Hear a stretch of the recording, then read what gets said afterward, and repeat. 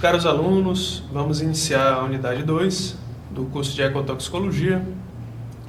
É a unidade esta que nós também possuímos mais subsídio no livro de As Bases da Ecotoxicologia e que, de certa forma, complementa a nossa introdução da unidade 1. Então, a unidade 1 foi apenas uma introdução, apenas um papo sobre a importância da ecotoxicologia, mas que precisa ser melhor detalhada, e o detalhamento da ecotoxicologia invariavelmente entra na noção da toxicologia, porque a toxicologia é a mãe da ecotoxicologia. Então, alguns conceitos da toxicologia são essenciais para o entendimento da ecotoxicologia. Então, a aula tem um título bem simples, né? Noções básicas. O que é que eu preciso saber de fundamental para ter um melhor desenvolver, né, na ecotoxicologia? Bom, primeiro saber o seguinte, que é o tóxico? Então, nós falamos na unidade passada que vários resíduos são gerados, que existem substâncias que fazem mal, que estão presentes no meio ambiente ou que são desenvolvidas na medida que a evolução tecnológica ela surge.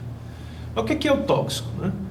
Bom, tóxico é entendido na toxicologia como qualquer substância capaz de produzir um efeito nocivo em um organismo vivo, né? Ocasionalmente levando-o à morte. Então não significa dizer que a substância tóxica sempre mata, né? Mas ela pode, de uma maneira bem simples, né? Ela pode incapacitar, né? E aí essa incapacitação do ser vivo faz com que problemas sejam gerados no meio, né? Seu desenvolver, nas suas funções, e isso vai comprometer o meio. Para que ocorra, tá certo, o efeito tóxico, né? Que aí surge justamente da capacidade que a substância tem, para que esse efeito tóxico ocorra, ele precisa do agente, o agente tóxico, ele precisa existir, ele precisa estar presente, precisa do alvo. O que é o alvo? É o sistema biológico que vai interagir com ele, seja ele qual for, sistema biológico, né?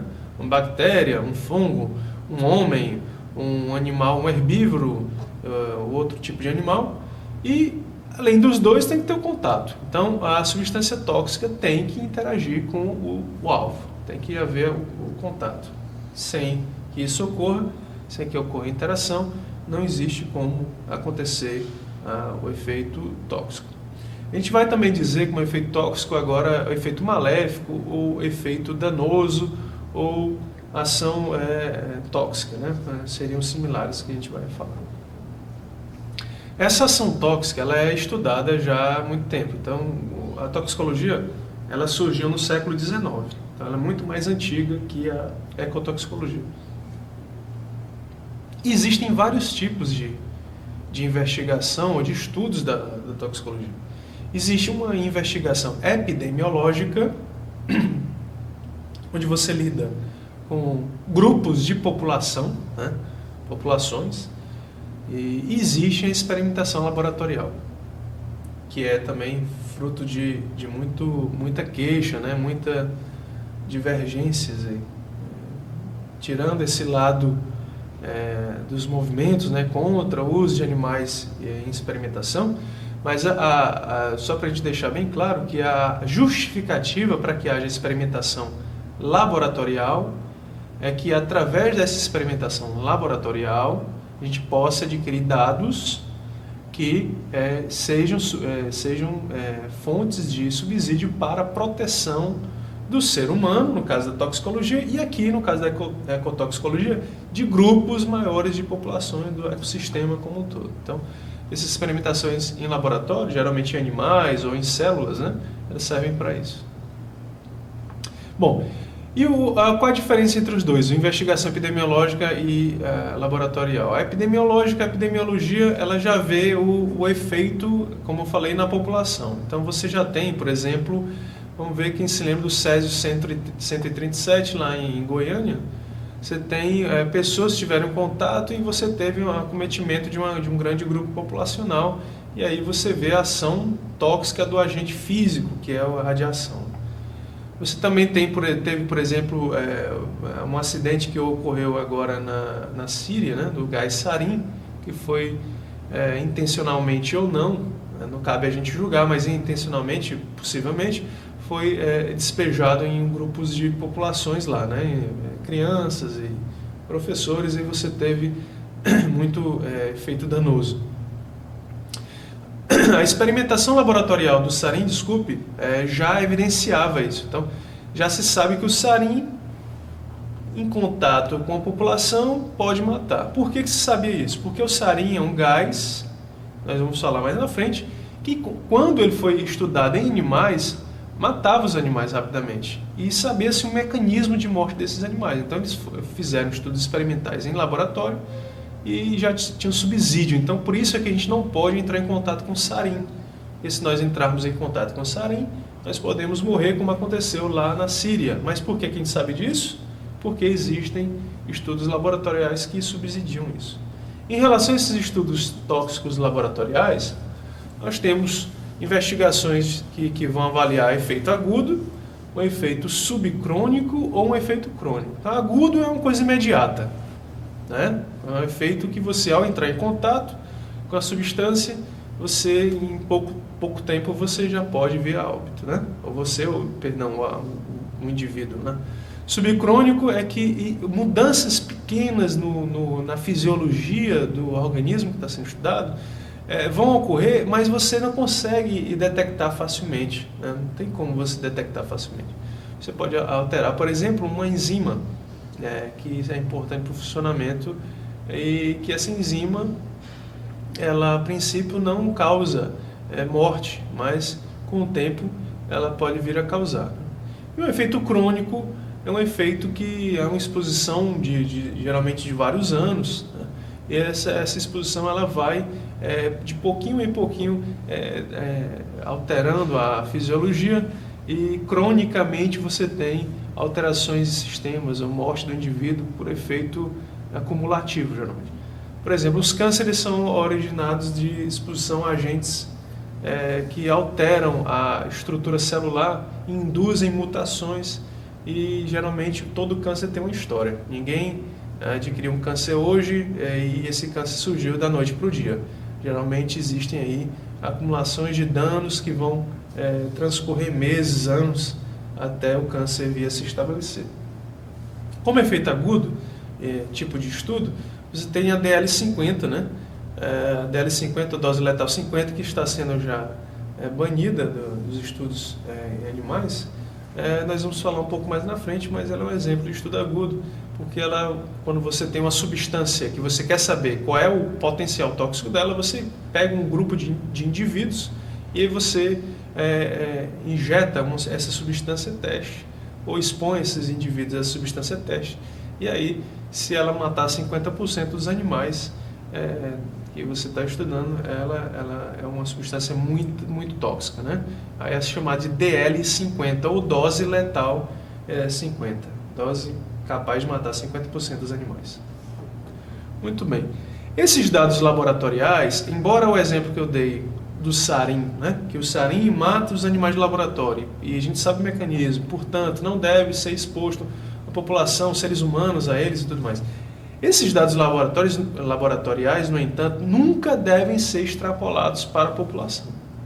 Quando você estuda, eu digo nunca, é o seguinte: quando você estuda em rato, camundongo ou outro animal, os dados tóxicos adquiridos por aquele estudo, eles servem de base para o entendimento, mas nunca você pode transportar totalmente essa informação. Eu estudei uma substância totalmente substância para o ser humano. Eu estudei uma substância que matou 50% dos meus animais, então ela é tóxica para o ser humano. Essa informação possivelmente é verdadeira, tá? A gente poderia dizer que 90% dessa informação é verdadeira, mas ela não é totalmente verdadeira, tá? Pode acontecer situações em que a substância ela é tóxica ao animal, no caso o rato, o camundongo, ou outro animal, e não é tóxica para o ser humano, tá? Ou o contrário. Um exemplo claro é a talidomida, que foi feito um estudo em ratos, né?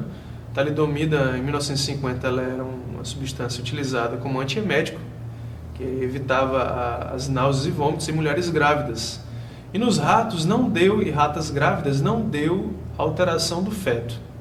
E aí passou no teste, essa substância foi comercializada, e aí as mulheres grávidas tomavam para não sentirem enjoos, né? E não se sentirem mal.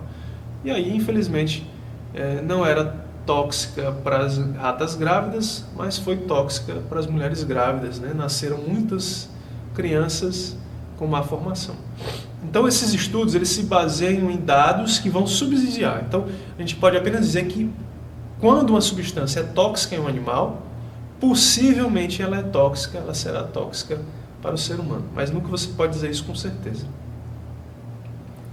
Bom, a toxicologia, como a ecotoxicologia, nós vamos ver, ela se divide em áreas, né? Temos uma área em especial chamada de toxicocinética, né? A cinética é de movimento, tóxico do tóxico que nós já falamos, né? Então, qualquer substância que seja maléfica a um indivíduo, seja ele qual for, ela deve passar por barreiras físicas, barreiras químicas que nós temos. Então, todo ser vivo tem barreira. Então, um exemplo é a pele. Nossa pele, o maior órgão do corpo humano, ela dificulta a entrada de vários agentes que a gente tem em contato no nosso meio. Então, você vai lavar a mão com detergente, o detergente não entra no teu corpo porque a pele impossibilita isso. Isso no ser humano, mas os outros animais também têm, com as suas peculiaridades, eles vão ter essas barreiras, né? A pele é um exemplo, mas a gente vai ver que nós temos outros tipos de barreiras no nosso corpo. E quando esse agente ele consegue vencer essa barreira e, portanto, ele consegue interagir com o organismo, né, na sua fisiologia, o nosso corpo, o corpo do organismo, ele vai fazer o possível e o impossível para retirar esse agente do seu interior. Então, a toxicocinética ela vai ser baseada nisso. Desde a entrada do agente, vencendo essas barreiras, o percurso que esse agente vai fazer no organismo vivo e até a sua retirada do corpo, né? Então, em relação à ecotoxicocinética já, né, é uma sub-área da ecotoxicologia que estuda o que o organismo faz com a substância recebida. Ou seja, como é que ele absorve ela, e aí no caso absorver é como essa substância vai chegar ao seu interior, né?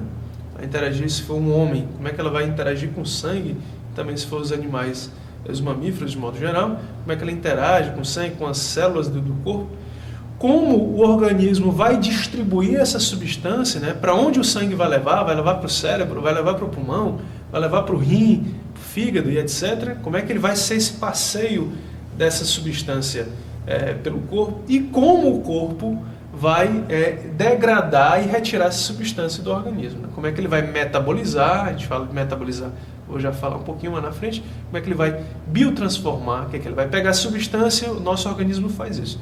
Pega a substância, transforma ela numa forma mais fácil de sair do corpo, né? E aí excreta de diversas formas. Geralmente o mamífero ele excreta através da urina, através das fezes. E aqui eu queria dar uma ênfase, a gente vai falar muito dos mamíferos, porque a minha especialidade são os mamíferos, né?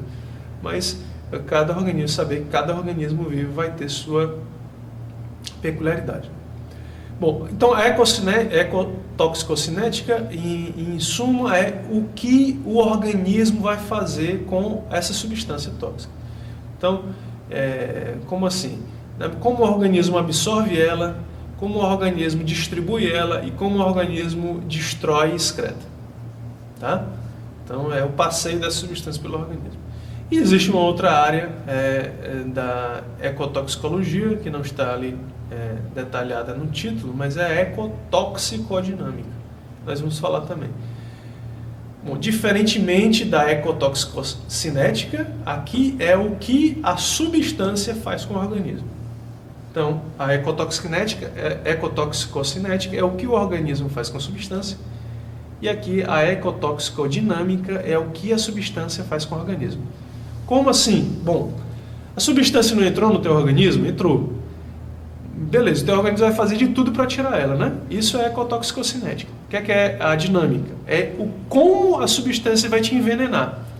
Como é que ela vai interagir com o teu sistema nervoso, como é que ela vai destruir tuas células do fígado, como é que ela vai promover a morte de células pulmonares.